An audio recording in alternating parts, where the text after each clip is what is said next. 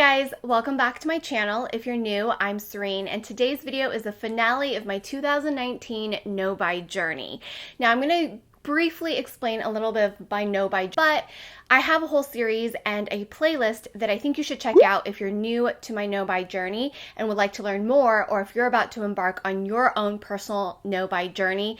This playlist will be very helpful for you because I break down all the whys, my goals, and all of my rules, which are really important to be successful in your own personal no-buy or low-buy journey. Now, if you're new to my channel and you found me because of the title no-buy, I have been on a no-buy slash low-buy for the duration of 2019.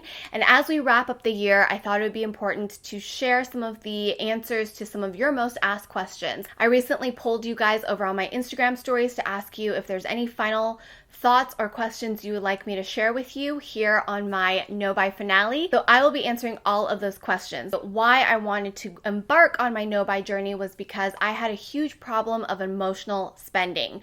Emotional shopping and emotional spending was something that I was dealing with my entire life. It developed with bad habits of learning that materialistic items meant celebration, meant security, and meant to treat yourself, whether it was a good moment or a low moment in life. Materialistic objects also to me became a value of whether or not I was successful and whether or not I was happy. Fell into this cycle of emotional spending and needing to buy things to feel better immediately.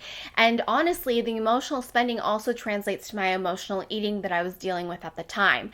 I do suffer from depression and anxiety, and actually as I was embarking on my no-buy journey, I realized how much my emotional and mental state was affecting my need and urges to spend. And by taking that away, I had to work really hard on other coping mechanisms that are actually longer term and more healthy for me in the long run. Another reason I really wanted to work on this was financial responsibility. As I'm older, I'm realizing I am not quite prepared for retirement or if there was a catastrophe in my life. It's very scary, but most Americans are $700 away from financial ruin. But God forbid, if there was a traumatic incident that would cost us a lot of money, we would be in one of those situations where we could potentially be in financial ruin. And I wanted to build my wealth, and not necessarily wealth in materialistic objects, but more in financial wealth, in feeling secure, feeling that I can have happiness without a bunch of materialistic items, and also feeling financially responsible, which gives me self-confidence and self-esteem. Throughout this journey, I also wanted to make sure I shifted my priorities from immediate gratification to long-term things and experiences that would bring value to my life overall as a human being, as a wife, and potentially as a mother. I was very tied to materialistic items. Losing my mom, I was having a very hard time letting go of things that she'd ever touched or gifted me. Let's get down to the nitty-gritty, which is answering your questions, because I think that's important and it's going to answer a lot of basically what I've been going through in the last year. The first question is, what was the hardest no-buy object you passed on this Christmas for yourself? I haven't bought anything for myself for Christmas other than underwear and a refurbished blender. I needed new underwear and I waited for a Black Friday sale, and then when my neighbor told me about a refurbished blender option, I saw that it was on sale on top of the refurbished price, so I purchased that for myself as well. I actually haven't really had to pass up on anything, and that's a testament to my no-buy, low-buy journey of the year, because while there are things I would obviously love, I don't really have anything that I've passed up on. I mean, I really want a new air fryer, and Chris knows that, and we'll get it eventually. Even if I don't get it for Christmas, it is something we're going to purchase for our home. And there are things I'd rather spend our money on right now, like we want to get insulation for our apartment so that we have less neighborhood noise, that we have less traffic noise. It would benefit my ASMR videos, it would benefit these videos, it would benefit our sleep and our quality of life. And then of course there's things we want to do to the garage, there's things we want to do to the living room, there's still furniture we need to purchase. So in reality, like that's kind of the stuff that I really want to spend money on versus just like an item for the holidays for myself. That, and also travel. I really enjoy traveling, and I know that as we build our wealth, we can travel more often. I have a lipstick in my wish list for a year, but sometimes I totally forget about it. Should I buy it? I would say no. If you forget about this item and it's just been sitting there on your wish list, I don't know that you even really want it. If you really want it and it's been sitting there for a year and you go to the store and you see it and you put it on and it brings you joy, then go ahead and purchase it if it's financially feasible. What's been the easiest thing to not buy? Honestly, I don't know, because every time I walk into a beauty supply store, I just love beauty. So I'm always curious to try new skincare and I'm always curious to try new makeup. It did get easier through the year to say no. I think it can be hard to not want to buy clothes in the beginning as well. That was something that was really hard for me. Even though I had been working on a capsule wardrobe, I felt very limited by working on a capsule wardrobe, but I solved that problem by doing Rent the Runway, because now I get to kind of switch up my wardrobe more than I would have with a capsule, but stick to a very strict budget. So in the beginning, it was very hard for me to not want to spend money on these things that I typically want to spend money on. How do I feel going into 2020? I feel really good. I feel really motivated and inspired and hopeful. And I'm going to do a separate video about this, but I actually have been working towards my certification to becoming a health coach. And in the new year, I will continue my studies for pregnancy. I've actually been working on this whole other side of my life that I've really been passionate about, because by taking away like the emotional spending and emotional eating and going on my own health journey and dealing with sick parents and then the loss of parent, I have really wanted to make sure that what I'm putting out into the world is always helping somebody. ASMR Friday facial videos are to serve you and hopefully helping those who have trouble sleeping and who need help relaxing. And then of course this content, which is sharing my own struggles and faults and how to overcome that, and maybe hopefully inspire you to figure out how to overcome your own struggles that you're dealing with. And obviously every struggle and every story is individual and personalized and different, but I hope that my content just help motivates and inspire you.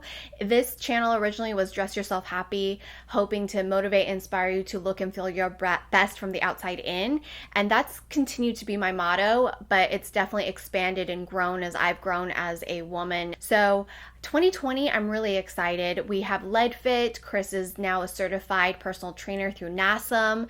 I'm a certified health coach, and there's just so many things Chris and I want to do over on LeadFit. And I'm really excited for 2020. I feel like 2019 for me was a very much a growth year in figuring out a lot of what I wanted to become, a lot of growing pains in terms of me emotionally, mentally, physically, and health-wise, and just a lot. 2017 was dealing with the death of my mom. 2018 was still recovering from that and a lot of other crap, and I really got lost.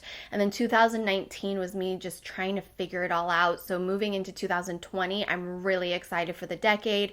I'm really excited for the content that I have in mind and really redirecting this channel. Why did I decide to stop documenting weekly? I really didn't mean to stop documenting weekly. I just felt it became very repetitive each week. What ended up happening was I would update you guys quarterly. So you knew what my goals were each quarter, you knew what was kind of on my wish list, and you also knew what my rules were each quarter. Because Hannah Louise Poston, who inspired me to go on this financial journey, really gave me a moment of clarity by saying self-control is a muscle that must be used. So it's easy to just abstain, but it's hard to go from abstaining to then allowing spending. So budgeting in Q2 was very challenging for me.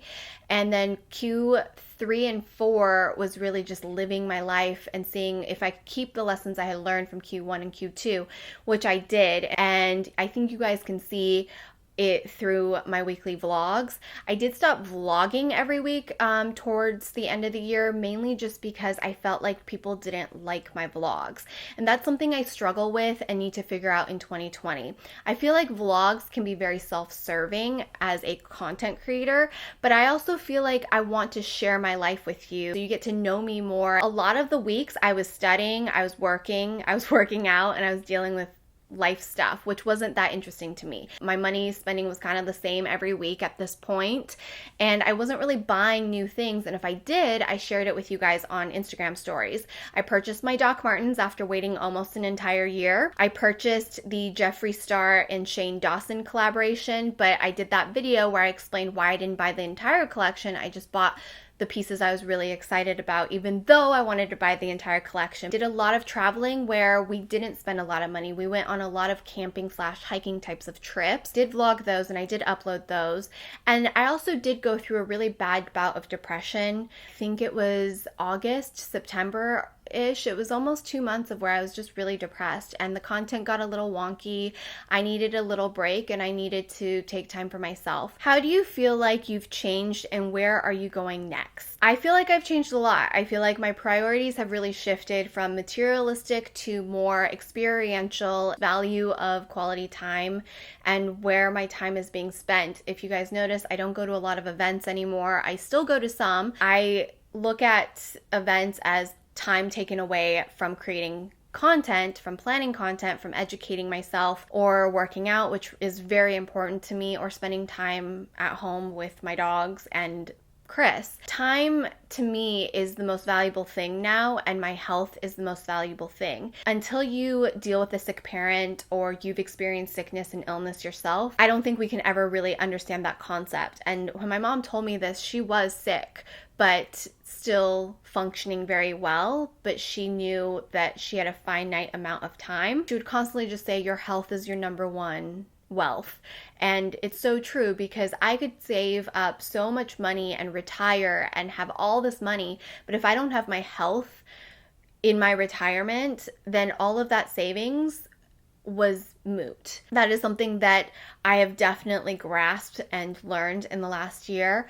I'm still working on letting go of materialistic possessions, and I don't think that you have to not value everything that's materialistic. I think sometimes I take it to an extreme, like when I lost my mom. Anything my mom had ever bought me, if it broke, if it got damaged, or if I lost it, I would be devastated and I'd be so emotionally distraught. While I have items of hers that really matter to me and that are very sentimental, and that's okay.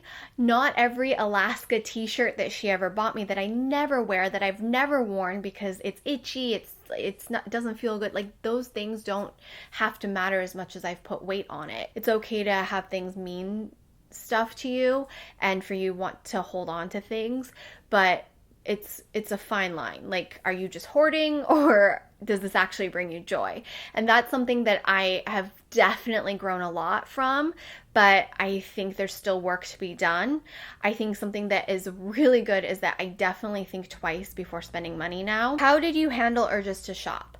I think you can see that a lot in Q1 and Q2 of how I handled urges to shop. I didn't handle it very well sometimes, and then sometimes I would handle it very well. The wish list system really helps me. What helped curb your spending the most? Did you feel like you were missing out? Yes, there were times when I feel like I'm missing out, and honestly, around the holidays, I feel like I'm missing out sometimes. Everybody's going all out with their Christmas decorations, or they're spending a lot of money on presents, and that's amazing. I'm happy for them.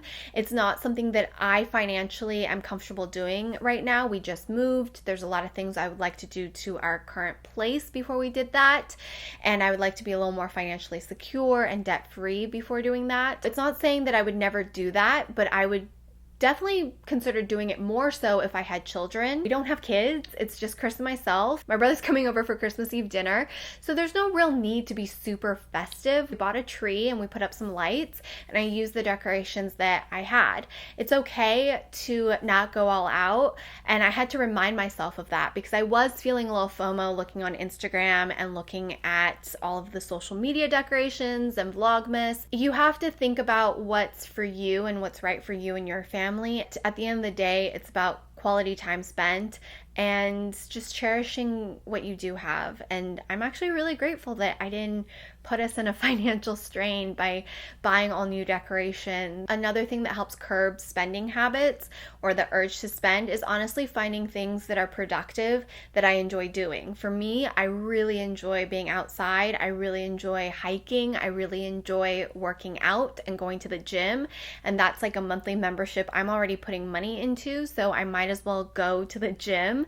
I always feel better afterwards, and I never really want to buy anything after I work out because I feel good. I just want to eat some good food. And also making things. I really like using my hands. I'm not always the most crafty person, but I really enjoy cooking. I really enjoy cooking easy meals, but tasty meals. And I really enjoy making things like candles and body lotions and even cleaning. Like productive things take my mind off of the urge to spend, and I feel better about myself afterwards as well. Would you do this again? If so, why? I don't know that I would do this exact model of my no buy again because I feel like I learned what I needed to learn this round. Would I go on a financial journey again? Yes, and I'm actually going to do that in 2020. I'm going to be aggressive in paying off a small amount of debt, or some might think a lot of debt, and I want to pay it off by my 36th birthday, which is April 19th. And then I want to aggressively save 6 months of an emergency fund. And if I feel like my spending starts to get out of control again, I would put myself on a budget.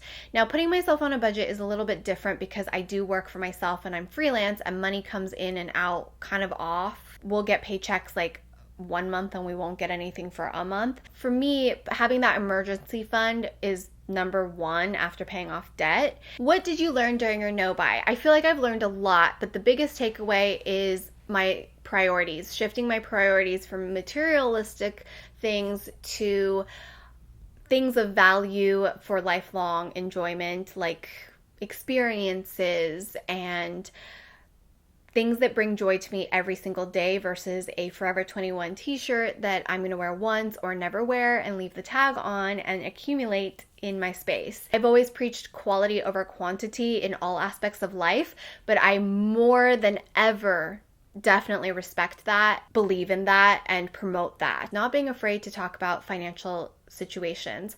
I grew up very Asian American, where you just don't talk about money with other people necessarily. There's a weird cultural thing where you want to show that you have money and that you're successful, and by doing all these things to prove that you're successful, but at the other side, not really talking about the struggles of getting to that success, even if that success is real, or how to approach the fact that like, hey, I can't afford that right now. I'm not apologizing. I don't want you to feel sad about it. I don't need your pity.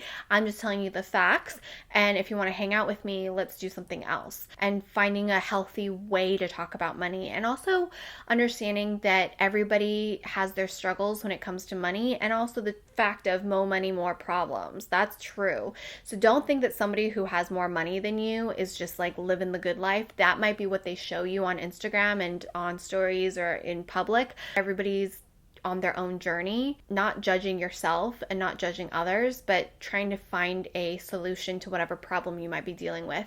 That's something that I really learned, is that everyone's on their own journey. Like talking to brand owners who have opened up to me about their financial journeys as an entrepreneur, as the head of a company, and it just made me feel so much better being like, oh wow, so everybody has problems. Everybody's dealing with their own financial problems. What's been the most life-changing thing you've taken away from this challenge? I just think I finally effing grew up a bit. If anything, this journey has made my relationship and my marriage better, because my excessive spending and emotional spending was really hard on Chris. I could see it. I could see that if I asked him for something, he wanted to provide that for me, or he didn't want to say no, because if I was having a bad day and I wanted to go eat a fancy meal, or if I was having a bad day and I wanted to go shopping, he didn't want to take that away from me because he knew how much that would help me get out of that bad mood.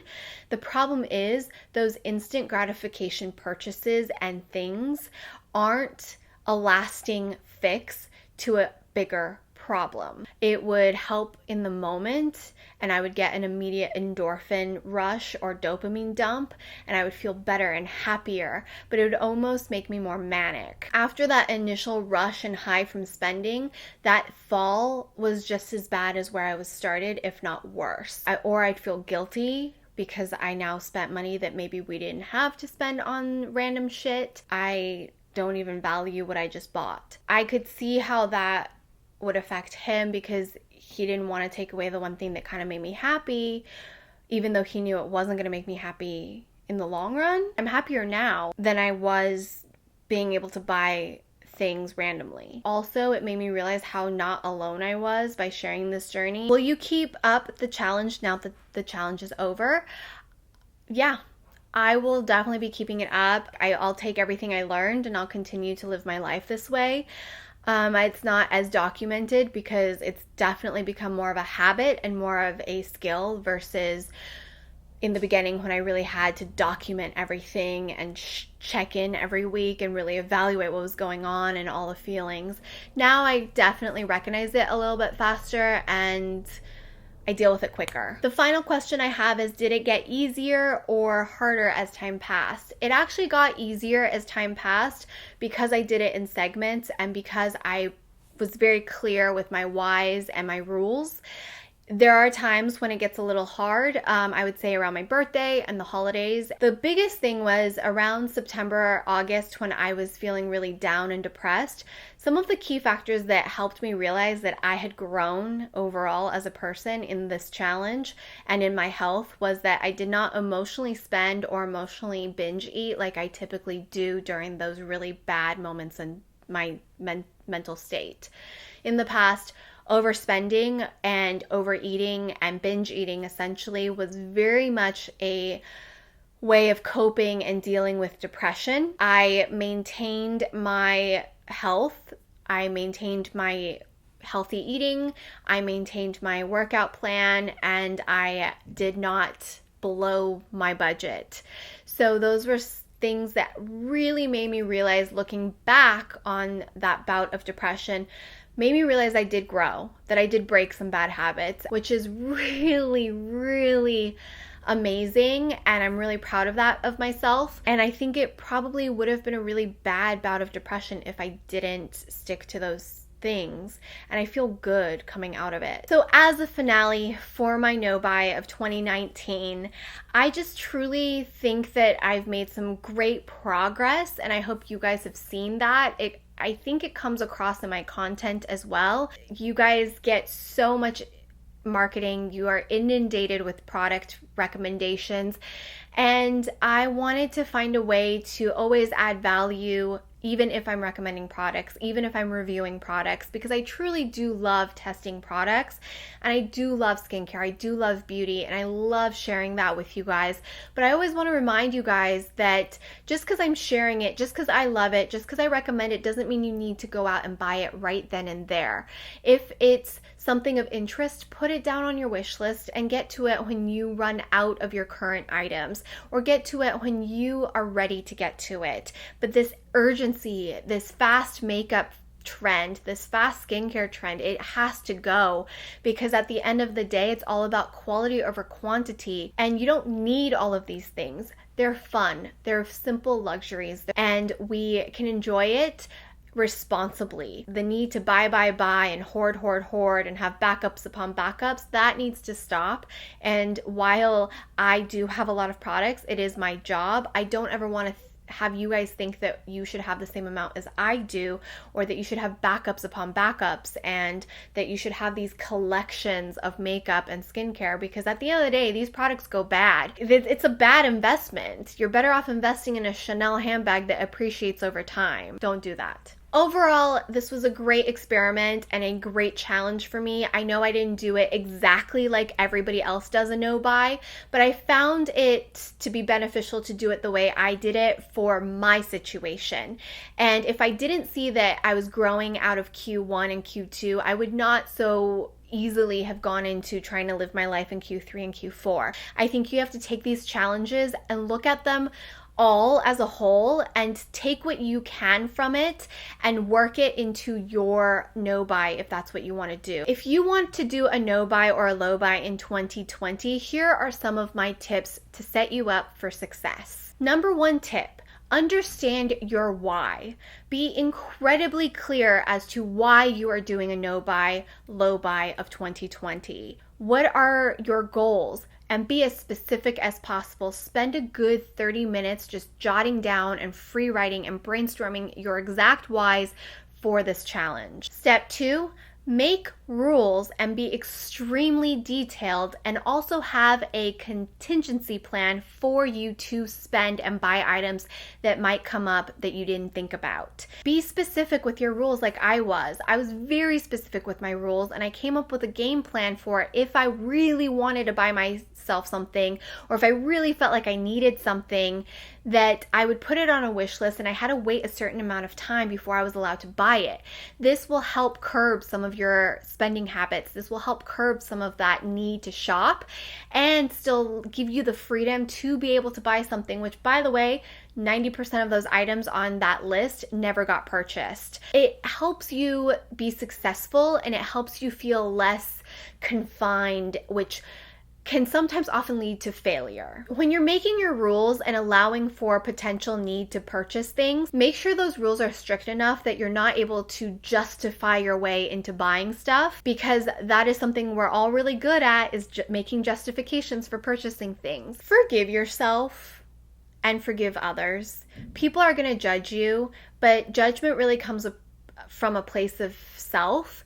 So I find that anytime I judge someone, it's really because I have an issue with myself and I'm projecting it onto someone else. Be aware of that and understand that if someone's judging you for this journey, it's more about them and their issues. It's not about you. We can be our harshest critics. Be kind to yourself and forgive any mistakes that you might make, forgive any relapses you might have, but get right back on track because your goals matter. Make sure you're being realistic at the end of the day. You can do a no spend, but be realistic. Are things coming up? Are there weddings coming up? Don't become a shut-in because you wanted to accomplish this goal either. That could set you up for failure, misery, depression, or just feeling awful for an entire year. Watch my playlist. I'll link it in the description box. I think it could be very beneficial for you, especially if you're getting started and thinking about doing your own no buy or low buy. My no buy, low buy journey was very different from a lot of the other ones on YouTube, and I think it worked for me and I got what I needed out of it. So hopefully my perspective can help you on your journey. Everybody's no buy should be unique to themselves and their lifestyle. And good luck if you're embarking on this. You can do it. It's going to be hard, but anything worth doing isn't going to be easy. Anything worth the change for betterment isn't going to be easy. And if you've been following me for this entire year on this journey, I want to thank you so much for your support. I couldn't have done it without the support. I couldn't have imagined how much this resonated with so many of you guys. And I'm excited to continue to share with you content in 2020. I do have Facial Fridays, which is typically an ASMR facial or a professional facial treatment. The professional facial treatments are coming. They're just a little bit slower and further in between because I do have to seek out professional facial treatments, and I'll ask for allowing us to film them. I also really hope that the content I bring in 2020 talking about health, overall wellness, and beauty is inspiring and motivating. Really, to me, beauty is all encompassing. It's about feeling good, looking good, feeling good and beautiful from the inside out, outside in. My channel originally started as Dress Yourself Happy, helping you to look and feel your best from the outside in. And that is my continued journey here. It has definitely expanded more as I've learned more about health, wellness, fitness, nutrition, and now certified health coach. I will be incorporating that into my videos. I've also just really enjoyed traveling and hiking and sharing that with you guys, as well as things I do that helps me stay happy. And it really is a continued journey to find happiness. While I don't think happiness is a constant state, I think it is brief moments in time, and all we can do is live our most content balanced life. I hope you have a wonderful, beautiful rest of your day. Check out some of the videos on the screen right now, and don't forget to subscribe and give this video a thumbs up if you enjoyed it. Bye!